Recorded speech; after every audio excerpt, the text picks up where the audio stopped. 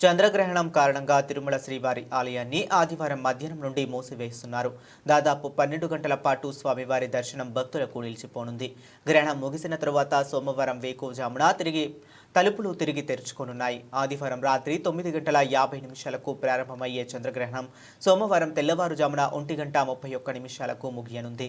తిరుమల ఆలయ సాంప్రదాయం ప్రకారం గ్రహణానికి సుమారు 6 గంటల ముందుగా అంటే ఆదివారం మధ్యాహ్నం 3:30 ఆలయ ద్వారాలను మూసివేయాలని అధికారులు నిర్ణయించారు. సోమవారం ఉదయం 3 గంటలకు సుప్రభాత సేవతో ఆలయాన్ని తెరిచిన అనంతరం ఆలయ శుద్ధి, పుణ్యాహవాచనం వంటి కాంకర్యాలు చేపడతారు. అదేవిధంగా తోమాల, కొలువు, అర్చన వంటి సేవలను ఏకాంతంగా నిర్వహించిన తరువాత ఉదయం 6 గంటల నుండి భక్తులకు సర్వదర్శనానికి అనుమతించనున్నట్లు టీటీడీ అధికారులు తెలిపారు.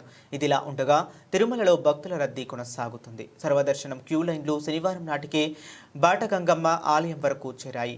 ఆలయం మూసివేసేలోపు క్యూలో ఉన్న భక్తులందరికీ దర్శనం కల్పించేందుకు అధికారులు ఏర్పాట్లు చేస్తున్నారు. గ్రహణం కారణంగా ఆదివారం జరగాల్సిన ఊంజల్ సేవ, ఆర్జిత బ్రహ్మోత్సవం, సహస్ర దీపాలంకార సేవలతో పాటు పౌర్ణమి గరుడ సేవను కూడా టీటీడీ రద్దు చేసింది. భక్తుల సౌకర్యార్థం టీటీడీ ప్రత్యేక ఏర్పాట్లు చేసింది.